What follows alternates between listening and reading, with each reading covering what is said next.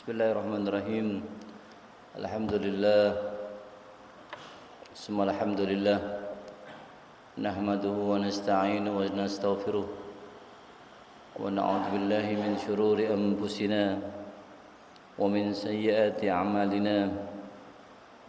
May yahdihillahu fala mudilla lahu wa may yudlil fala hadiya lahu.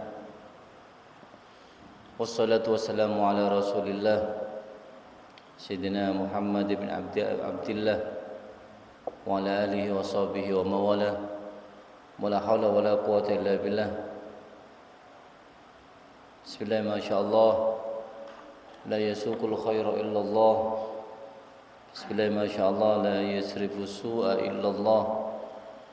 Bismillah, masyaallah, ma kana min ni'matin fa min Allah. Bismillah, masyaallah, la hawla wa la quwata illa billah.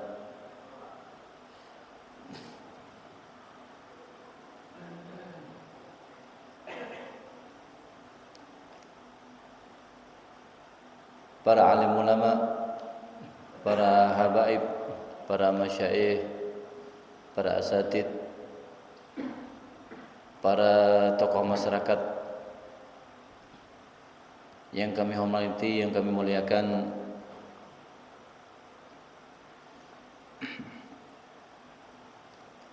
para pengurus Dewan Takmir Masjid Nurul Ukhuwah, mulai dari penasehat, ketua takmir, para wakilnya, kemudian sekretaris, bendahara, dan semua para seksi-seksi yang menjadi bagian dari orang yang memakmurkan masjid, sebagaimana Allah Subhanahu wa taala memuliakan orang-orang yang peduli terhadap masjid. Bahkan Nabi pun, Nabi Muhammad sallallahu alaihi wasallam, kepedulian terhadap orang yang peduli terhadap masjid sangat kuat. Bahkan suatu ketika ada seorang perempuan hitam, kemudian tidak beberapa lama Nabi kaget, ya, karena perempuan itu tidak terlihat di masjid. Karena perempuan itu adalah orang yang suka membersihkan masjid. Ya, ini adalah perempuan. Jadi ketika sudah mulai senggang, jamaah sudah mulai tidak ada, sudah agak sepi, dia ke masjid membersihkan. Tidak berapa lama Nabi bertanya, kemana wanita itu pada pagi harinya? Kok tidak kelihatan, kata Nabi Muhammad SAW. Kemudian para sahabat menyampaikan kepada Rasulullah bahwa wanita yang suka membersihkan masjid itu meninggal tadi malam. Maka Nabi pun kaget. Loh, kenapa kalian tidak ngasih tahu aku kalau dia sudah meninggal dunia? Apa kata sahabat? Ya Rasulullah, saya khawatir mengganggu jenengan, karena jenengan istirahat atau mungkin jenengan lagi beribadah kepada Allah Subhanahu wa taala. Karena malam hari adalah malam yang digunakan oleh Nabi banyak ibadahnya daripada istirahat. Istirahat Nabi cuma sebentar, namun ibadahnya banyak. Sebab Nabi Muhammad merupakan manusia yang diberikan kewajiban oleh Allah, dan itu tidak diwajibkan kepada umatnya, yaitu melaksanakan sholat tahajud. Ya, mungkin sahabat berpikir ini tidak enak mengganggu Nabi lagi ibadah atau lagi istirahat. Maka sahabat diam-diaman, kemudian sama sahabat dikebumikan pada malam tersebut langsung setelah meninggal. Kemudian tidak tahunya, maka Nabi mengatakan, kata Nabi, mana itu kuburnya, tunjukkan, kata Nabi. Kemudian Nabi datang ke kuburan tersebut, terus kemudian Nabi sholat di depan kuburan tersebut, ya, sholat jenazah, ya. Nah, ini bagi para ulama menyampaikan berarti betapa pedulinya Nabi terhadap orang yang peduli terhadap masjid. Jadi urusan bersih-bersih masjid bukan bagian marbot saja, tidak. Semua diberikan diberikan bukan kewajiban, diberikan suatu anjuran Bahkan kata Nabi, kalau kita ngambil kotoran di masjid dibuang, itu sama dengan kita membuang dosa di dalam tubuh kita itu sendiri. Alhamdulillah. Jadi marbot ya memang alhamdulillah ada, setiap masjid diharuskan ada, biar ada orang yang istiqomah, dia terfokus ini ya. Tapi kalau kita mau membersihkan masjid, lebih utama juga ikut membantu. Karena pahala ketika membuang kotoran dari masjid sama dengan kita membuang dosa-dosa yang ada pada diri kita. Itu dalam keterangannya. Baik para hadirin mika Allah Subhanahu wa taala, itu yang pertama. Terus yang kedua, salawat dan salam kita haturkan kehadiran Nabi besar Muhammad sallallahu alaihi wasallam. Nabi kita, nabi yang baru kemarin kita sejarahnya yang kita peringatkan bersama-sama, yaitu pada peristiwa Isra Mi'raj Nabi Muhammad sallallahu alaihi wasallam. Karena pada peristiwa Isra Mi'raj ini adalah suatu hal yang ada kaitannya dengan apa yang kita bahas. Karena Isra Mi'raj, intinya dari Isra Mi'raj tersebut adalah bagaimana kita melaksanakan kewajiban kita terhadap Allah, yaitu melaksanakan sholat 5 waktu. Itu utamanya. Walaupun sebenarnya kalau membahas Isra Mi'raj itu panjang kajiannya. Karena dari awal Isra Mi'raj dilakukan oleh Nabi atas undangan Allah Subhanahu wa taala. Beda dengan nabi yang lain. Kalau nabi yang lain itu Nabi Musa yang meminta kepada Allah untuk bertemu Allah, tapi Nabi Musa tidak mampu melihatnya. Allah bisa dilihat, maksudnya Allah itu sudah akan menampakkan diri di balik bukit. Tapi ketika cahayanya Allah keluar duluan, Nabi Musa dan kaumnya tidak mampu sehingga pingsan. Jadi Allah menurut itu bisa dilihat, maksudnya Allah muncul, wujudnya ada, tapi manusia yang tidak akan mampu melihatnya. Siapa contohnya? Ya Nabi Musa itu sudah. Apa yang kurang dari Nabi Musa? Seorang yang soleh, seorang nabi, ulul azmi. Tapi oleh Allah tidak diberikan kemampuan untuk memandang Allah Subhanahu wa taala. Beda dengan Nabi Muhammad. Nabi Muhammad tidak meminta, tapi Allah tahu. Maka Allah memberikan penghargaan kepada Nabi Muhammad. Nabi Muhammad yang diundang untuk datang menemui Allah Subhanahu wa taala. Dan peristiwanya panjang. Ya, dari berangkat kemudian berhenti di beberapa titik. Mungkin kemarin sudah dijelaskan ya. Kalau kita cerita Isra Mi'raj 1 jam tidak selesai. Karena ada di keterangan Syekh Muhammad Al-Maliki. Insyaallah kitabnya kalau tidak salah apa itu An-Nawarul Bahiyah fi min Isra Mi'raj Khairil Bariyah, itu ada tuh. Itu adalah insyaallah kitab yang dikarang oleh Syekh Muhammad Al-Maliki. Di dalamnya detail menceritakan Nabi dari awal sampai kembali lagi ke bumi. Itu lengkap. Makanya kalau saya ceritakan 1 jam tidak cukup. Tapi intinya dalam perjalanan Nabi Isra Mi'raj, ketika Isra perjalanan malam hari dari Mekah, kemudian berhenti di mana?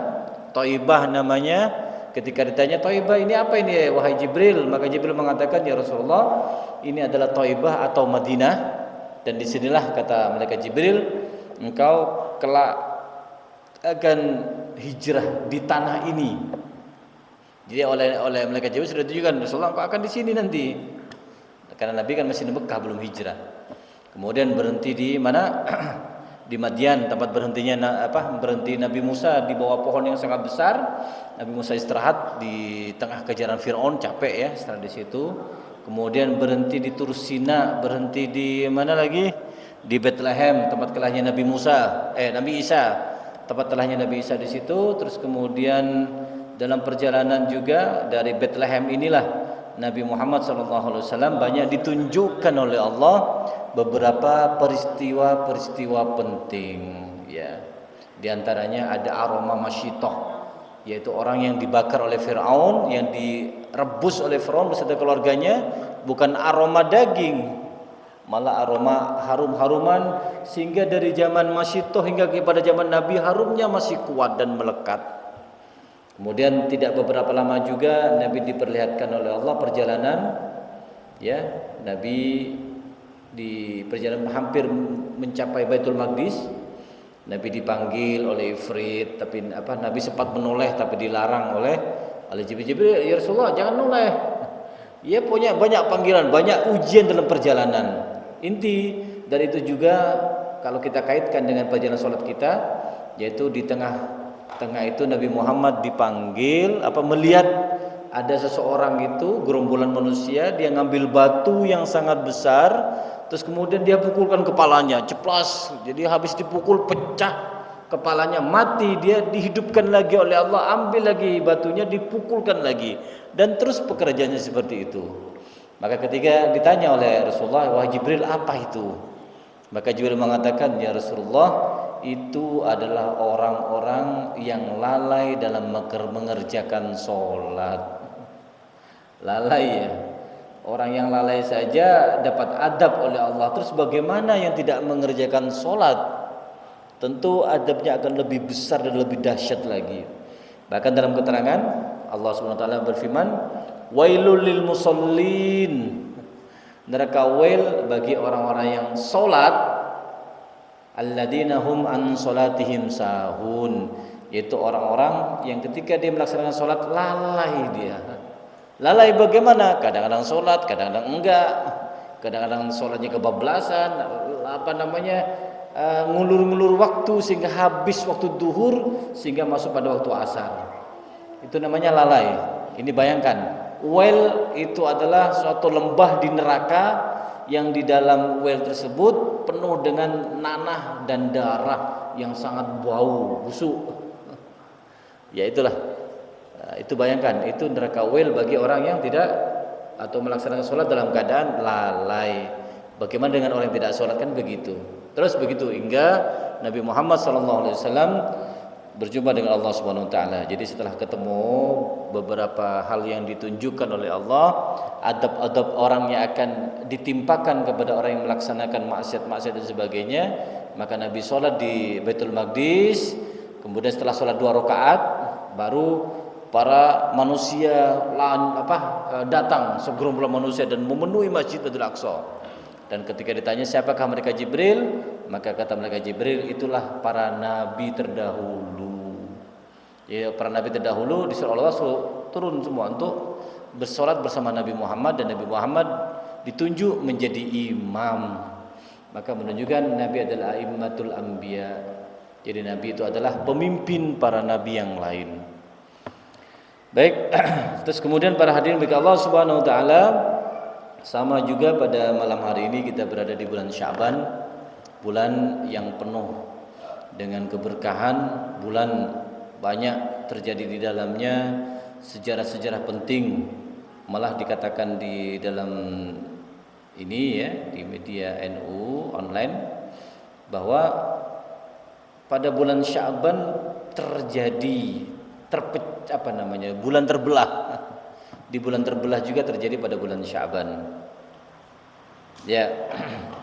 Terus kemudian para hadirin yang berkah Allah Subhanahu Wa Taala, pada bulan Sya'ban juga banyak terjadi hal peristiwa penting. Selain terjadi terbelahnya bulan Sya'ban juga dinamakan Nabi Muhammad SAW sebagai syahri, kata Nabi, sebagai bulanku.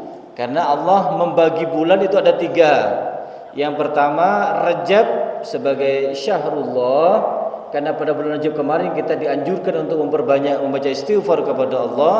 Kemudian yang kedua Sya'ban sebagai syahri, sebagai bulanku, kata Nabi Muhammad SAW. Kenapa? Karena pada bulan Sya'ban inilah ada perintah Allah yang sangat ditunggu-tunggu oleh Nabi Muhammad SAW, dan Allah memenuhi, mengabulkannya keinginan Nabi itu, yaitu pada bulan Sya'ban. Ada apa di bulan Sya'ban itu? Yaitu perpindahan kiblat. Karena dulu Islam, Rasulullah ketika turun perintah wajib sholat 5 waktu pertama kali, maka Nabi Muhammad SAW itu berkiblat ke Baitul Maqdis di Palestina. Baitul Maqdis ya, lama sekali. Jadi ada yang mengatakan 17 bulan. 1 bulan di Mekah, 16 bulan berikutnya itu di Madinah. Dia lama sekali. Jadi kita ini berkiblat ke Baitul Maqdis dalam versinya 17 bulan kita. Maksudnya pada zaman Nabi begitu ya. Islam pertama kali. Jadi setelah Nabi perintah hijrah ke Madinah, tetap berkiblat kepada Baitul Maqdis, sehingga pada bulan Sya'ban turun firman Allah Subhanahu wa taala yang mengatakan qad nara taqalluba wajhika fis sama' falalwanniyannaka qiblatan tardaha fawalli wajhaka syatral masjidil haram. Jadi Allah mengatakan dalam firman-Nya, sungguh kami melihat wajahmu, maksudnya wajah Nabi Muhammad SAW, kerap menengadah ke langit. Jadi Nabi itu sering dalam keadaan santai lihat ke langit ini. Maksudnya beliau menunggu, ya Allah, andai ada perintah, andai ada wahyu, andai ada keputusan baru. Jadi Nabi Muhammad dalam hatinya berharap apa? Kata Nabi, berharap beliau itu kiblat berpindah, jangan ke Baitul Maqdis, tapi berpindah ke mana? Ke Masjidil Haram. Dan oleh Allah didengar, maksudnya dikabulkan permintaan Nabi, sehingga pada hari itu Nabi Muhammad diperintahkan untuk memalingkan kiblat yang kamu sukai, palingkanlah wajahmu ke arah Masjidil Haram. Maka setelah itu perintah melaksanakan sholat kiblatnya ke Ka'bah atau Masjidil Haram. Itu satu. Kemudian yang kedua, maka tidak heran ketika dikatakan bulan Sya'ban sebagai syahri, karena pada bulan Sya'ban inilah turun juga ayat dari firman Allah Subhanahu wa taala yang mengatakan innallaha wa malaikatahu yusholluna 'alan nabi ya ayyuhalladzina amanu shallu 'alaihi wa sallimu taslima. Sungguhnya Allah, para malaikatnya berselawat untuk Nabi, wahai orang-orang yang beriman, selawatlah kamu untuk Nabi dan ucapkanlah salam penghormatan kepadanya. Jadi turun perintah untuk kita membaca selawat kepada Nabi Muhammad SAW itu turun pada bulan Sya'ban. Maka bulan Sya'ban inilah kita dianjurkan untuk memperbanyak membaca selawat. Karena kalau Rajab banyak istighfar. Terus kemudian yang kedua pada bulan Sya'ban adalah solawat. Kenapa kok kita diperintahkan dua? Karena kita akan menuju pintu ketiga ini yang paling utama. Inti dari segala pokok kehidupan itu ada di bulan Ramadan. Karena bulan Ramadan itu merupakan syahrul ummati, kata Rasulullah, adalah bulan untuk umatku. Makanya ketika kita memasuki bulan Ramadan, pada bulan Rajab itulah kita membersihkan jiwa kita dulu. Istighfar sebanyak-banyaknya, membersihkan diri kita ini dulu dari macam-macam maksiat dan dosa-dosa. Kemudian setelah bersih, baru di Sya'ban ini memperbanyak kita. Setelah bersih baru kita isi tubuh kita ini dengan faedah keutamaan-keutamaan salawat kepada Rasulullah sallallahu alaihi wasallam. Maka setelah itu baru memasuki bulan Ramadan, yaitu kita melaksanakan puasa wajib. Dan Allah memberikan keutamaan bulan Ramadan, tidak pernah Allah memberikannya kepada Nabi atau kepada kaum yang lain selain kepada Nabi Muhammad sallallahu alaihi wasallam. Baik para hadirin bagi Allah Subhanahu wa taala. Jadi dari permasalahan yang sudah saya sampaikan di awal tentang bagaimana makna solat sudah saya bahas. Kalau kelanjutan kemarin itu tentang makna dzikir gitu ya. Jadi solat wajib kita laksanakan, jangan sampai lalai ya, jangan sampai enteng. Laksanakan kewajiban solat, jangan ditunda-tunda kan begitu, agar kita tidak digolongkan atau tidak dimasukkan ke dalam neraka wail. Itu yang solat. Yang tidak solat bagaimana? Wah, lebih parah lagi adabnya. Karena banyak kejadian nyata di daerah mana itu, di Syria atau di Damaskus itu ya. Orang yang ketika dikuburkan ternyata karena sementara dia numpang kuburan orang lain, kan di booking sudah, tidak taunya yang punya kuburan sudah booking meninggal juga. Otomatis keluarganya nuntut ini harus dipindah ini, karena ini saya udah booking lubang ini untuk kuburan keluarga saya. Hanya ya mau tidak mau ya sudah dipindah, padahal baru dikebumikan 1 hari. Besoknya ketika dibuka itu banyak videonya beredar itu ya. Waduh, hancur tubuhnya ya. Orang kaget, kok bisa orang ini hancur begini, padahal baru 1 hari. Setelah ditanya oleh orang-orang kepada keluarganya, mengatakan iya, anak saya, anak muda itu tidak melaksanakan sholat. Makanya masuk pertama kali langsung diadab oleh Allah Subhanahu wa taala. Oke, baik. Kemudian setelah itu apa saja yang dilakukan? Kemarin kita melanjutkan tentang masalah dzikir ya. Dzikir bersama-sama, dzikir dengan suara yang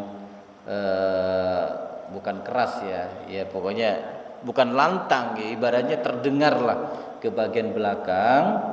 Di sini juga sempat ditanyakan kepada Syekh Ibnu Utsaimin. Syekh Ibnu Utsaimin ini adalah ulama yang menjadi rujukan orang-orang Saudi Arabia. Jadi orang Saudi banyak berkiblat mengambil pendapat dari Syekh Ibnu Utsaimin. Ya. Maka ditanya soal fadilah asy-syekh itu, ma hukmu raf'is saut bidzikri akibat shalah al-maktubah. Jadi ditanyakan di sini, wahai Syekh, apa hukum mengangkat suara berzikir setelah sholat wajib? Ini bukan kita pakai Imam Syafi'i, bukan Imam Malik, enggak. Ini pakai Syekh Utsaimin adalah ulama yang dipakai menjadi rujukan orang-orang Saudi Arabia. Biasanya adalah dari saudara-saudara kita yang bermadhab Wahabi kan begitu ya. Itu banyak menukil mengambil dari pendapat-pendapat beliau. Maka pendapat ini beliau menyampaikan tentang masalah zikir setelah sholat bagaimana?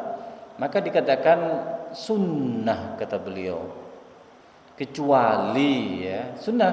Jadi kita bersuara mengatakan subhanallah subhanallah subhanallah alhamdulillah alhamdulillah Allahu akbar Allahu akbar Allahu akbar dengan suara yang agak keras kedengaran ya. Maka dikatakan oleh beliau hukumnya sunnah.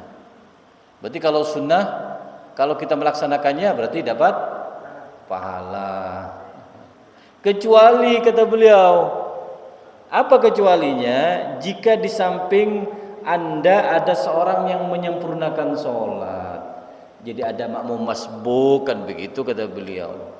Ada makmum masbuk, dia menambah kekurangan dari sholat karena dia nututi 1 rakaat misalkan atau 2 rakaat, maka jangan angkat suaranya karena khawatir mengganggu. Tapi kalau sholatnya berjamaah selesai bersama-sama ya zikir bareng-bareng dengan suara keras, kata beliau hukumnya sunnah. Jadi tadi dikecualikan tadi ya. Kecuali apa tadi? Kalau ada orang yang masih belum selesai sholatnya karena dia harus menambah kekurangan atau menjadi makmum masbuk. Dalilnya apa kata beliau ditanyakan. Jadi Syekh Ibnu Utsaimin mengatakan hadis dari Abdullah bin Abbas dalam Sahih Al-Bukhari. Dalam Sahih Al-Bukhari, Ibnu Abbas mengatakan mengangkat suara berzikir ketika setelah selesai sholat wajib telah ada pada zaman Nabi Muhammad sallallahu alaihi wasallam. Saya mengetahui sholat telah selesai dengan itu. Maksudnya bagaimana?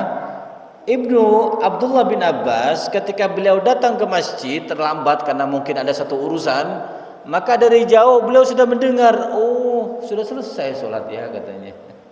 Dari mana beliau mendengar? Ya karena ada zikir dengan suara keras di dalam masjid sehingga di luar pun terdengar. Apalagi dulu tidak ada speaker.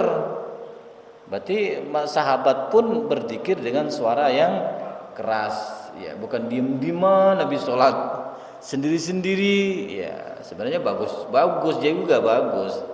Tapi kalau kita alangkah baiknya kalau kita zikir dengan cara berjamaah.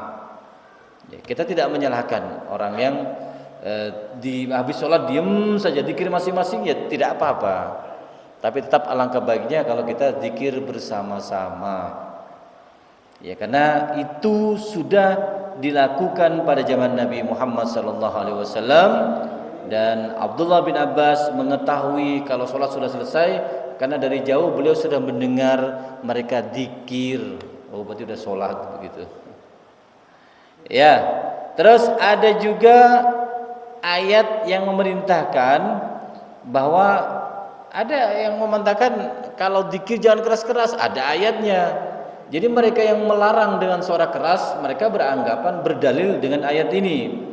Apa ayatnya? Dalam Al-Quran, Bismillahirrahmanirrahim, surah Al-A'raf ayat 205. Allah berfirman, "Wadhkur rabbaka fi nafsika tadarruan wa khifatan wa dunal jahri minal qawli bil ghuduwi."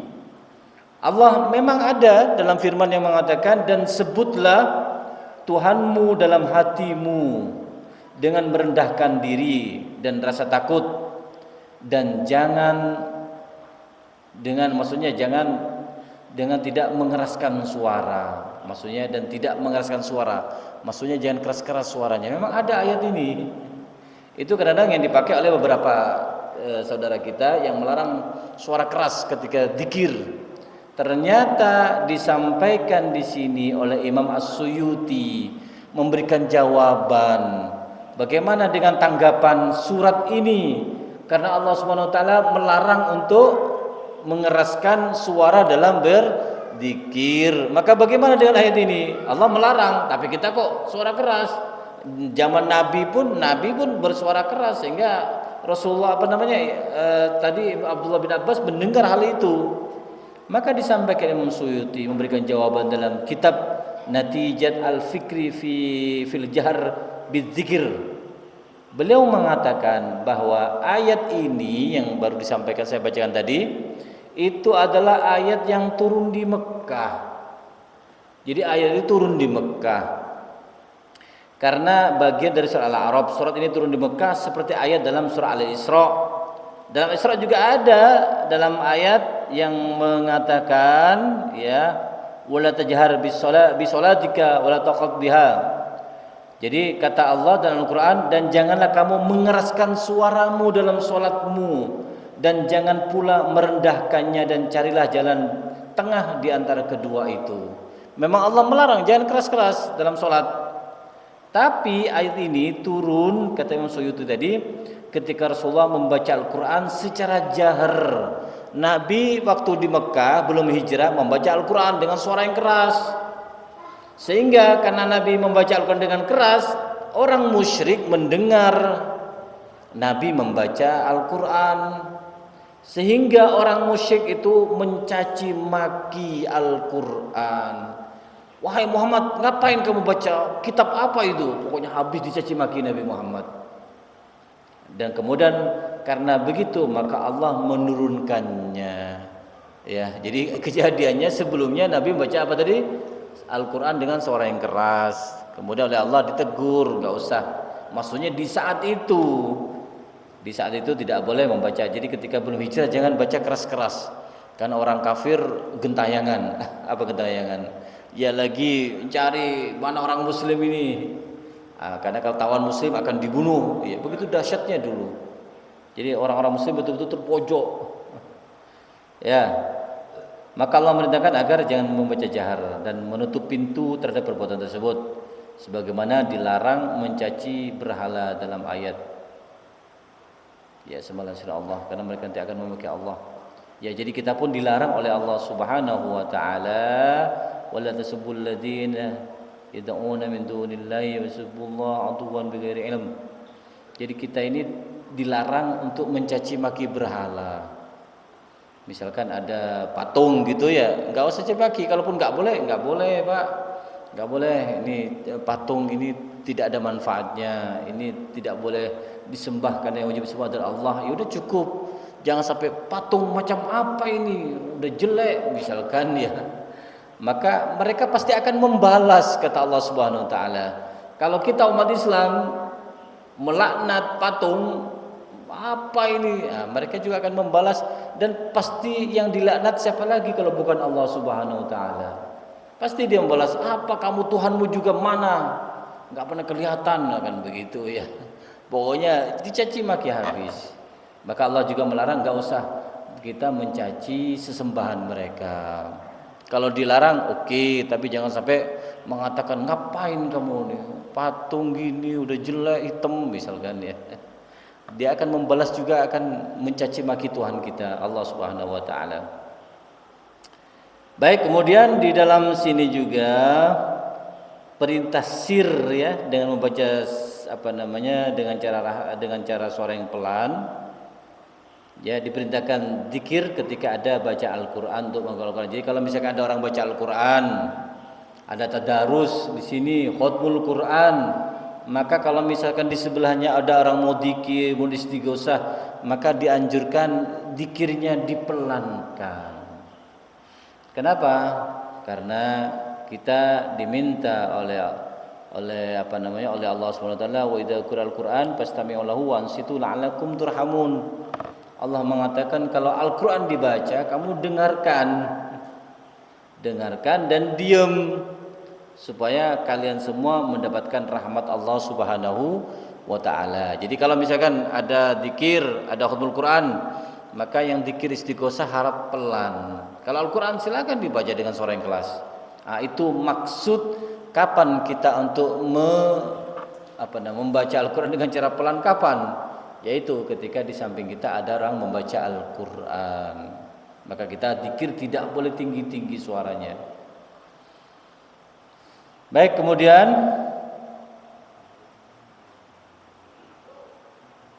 sebagaimana yang disebutkan para ulama tasawuf, ya, bahwa perintah dalam ayat ini khusus kepada Rasulullah SAW untuk membaca tenang, ada yang mengatakan begitu ya, jangan keras-keras. Adapun kepada selain Rasulullah SAW, maka mereka adalah tempatnya was-was dan lintasan hati. Maka diperintahkan zikir secara keras, karena zikir secara keras itu lebih kuat pengaruhnya dalam menolak was-was. Jadi ternyata ada tafsiran kedua. Kapan suara pelan ketika berzikir? Ternyata pelan berzikir itu hanya kepada Rasulullah SAW. Tapi kalau kita umat biasa, kita ini tempatnya was-was karena setan lebih banyak menggoda kepada kita. Maka kata Imam ahli tasawuf tadi, kita diperkeras bacanya. Kenapa? Biar mantep. Jadi biar pikirannya enggak kemana-mana. Karena kalau kita baca subhanallah, subhanallah, subhanallah, ini pikiran kemana-mana ini. Tapi belum subhanallah, subhanallah, subhanallah. Nah, jadi hanya fokus ke sini pikiran. Tidak akan kemana-mana, memikirkan yang lain di luar daripada ibadah. Ya, jadi tujuannya tadi jelas. Kita dianjurkan membaca zikir dengan suara yang keras agar lebih memantapkan dalam hati dan agar bisa mengusir was-was, karena was-was keraguan itu munculnya dari setan. Jadi kalau ada yang wudu kok ragu, udah ngesep tangan enggak, udah niat enggak, atau saya udah mandi besar enggak, nanti bahaya kelamaan di kamar mandi. Mandi bagus mantapkan. Jadi kita baca sebelum masuk kamar mandi, baca doa. Ya, kemudian baca a'udzubillahi minasyaitonirrajim. Ya, tujuannya agar kita tidak diberikan rasa was-was. Baik. Ada juga ayat yang lain yang mengatakan, yaitu perintah kita zikir secara sir, secara pelan. Kapan zikir secara pelan? Maka disampaikan dalam Al-Quran surat Al-A'raf ayat 55, ud'u rabbakum tadarruan wa khufyah innahu la yuhibbul mu'tadin. Berdoalah kepada Tuhanmu dengan merendahkan diri, ya, dan suara yang lembut. Sesungguhnya Allah tidak menyukai orang-orang yang melampaui batas. Ada juga yang menjadikan dalil ini agar kita tidak keras-keras untuk berzikir, tapi dijawab, ya, dijawab dalam keterangan di sini, ya, dijawab oleh ulama bahwa pendapat yang kuat, ya, pendapat yang kuat tentang makna melampaui batas dalam ayat ini adalah melampaui batas yang diperintahkan atau buat doa yang tidak ada dasarnya dalam syariat Islam. Diriwayatkan dari Abdullah bin Mughaffal, ia mendengar anaknya berdoa, ya Allah, aku memohon kepadamu istana yang putih di sebelah kanan surga. Maka Abdullah bin Mughaffal berkata, aku pernah mendengar Rasulullah bersabda, ada di antara umatku suatu kaum yang melampaui batas dalam berdoa dan bersuci. Kemudian membaca ayat ini, berdoalah kepada Tuhanmu dengan bernada diri suara yang lembut. Sungguhnya Allah tidak menyukai orang melampaui batas.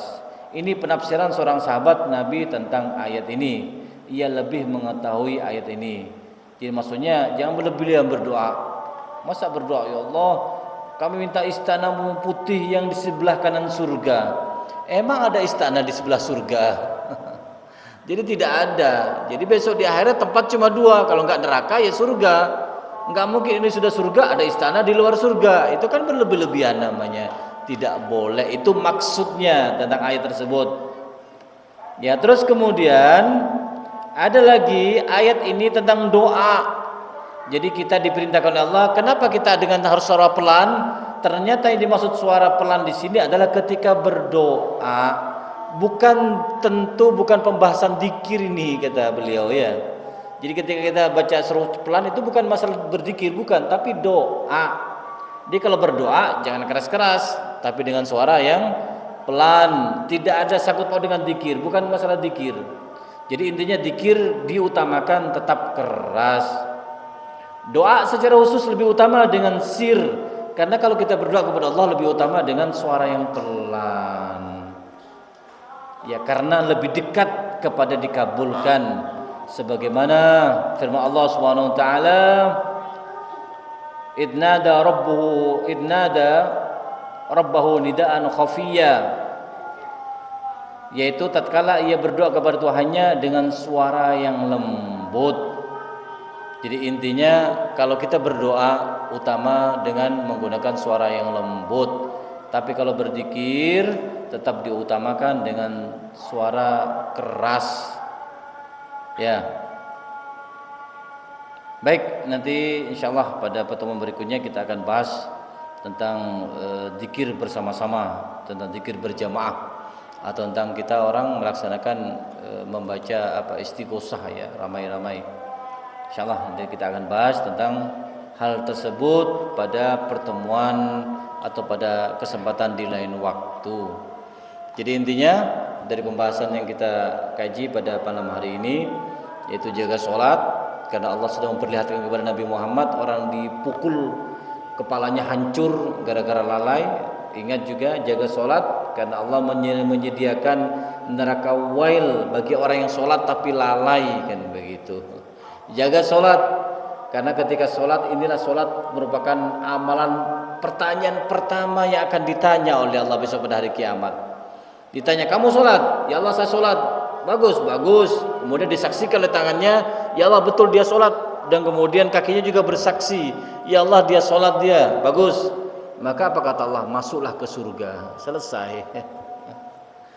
Ya, tapi kalau sholatnya tidak bagus, Allah tanya semua. Ya Allah, sholatnya lalai, sholatnya kadang-kadang, Allah akan tanya lagi gimana zakatnya, gimana puasanya. Panjang pertanyaannya. Kenapa tidak lolos di pertanyaan pertama? Ya, jadi oleh sebab itu kita mohon kepada Allah Subhanahu wa taala dengan kajian-kajian yang selalu diadakan di masjid yang penuh berkah ini, ya insyaallah semoga semakin memantapkan iman kita kepada Allah dan semakin siap kita untuk menghadapi alam berikutnya, alam barzah dan kemudian alam mahsyar, dan harapan ketika kita dipanggil oleh Allah Subhanahu wa taala di alam kubur kita merasakan kenikmatan ya, kenikmatan surga, karena Allah akan tampakkan di kubur itulah surga milikmu, kan begitu. Ya, terus kemudian kita berharap kepada Allah Subhanahu wa taala dengan keberkahan kita istiqomah melaksanakan mengikuti majelis, anak kita juga tetap di bawah perlindungan Allah Subhanahu wa taala, dan anak kita semuanya di sebagian putra-putri yang soleh dan soleha dan berbakti kepada kita, kepada Allah Subhanahu wa taala, mengikuti Nabi Muhammad sallallahu alaihi wasallam, dan kita semua kelak bisa bersama-sama dengan keturunan kita, bersama keluarga kita di surga Firdaus. Amin Allahumma rabbal alamin. Ini yang kami sampaikan, kurang lebih saya minta maaf. Akhiran, wassalamualaikum warahmatullahi wabarakatuh.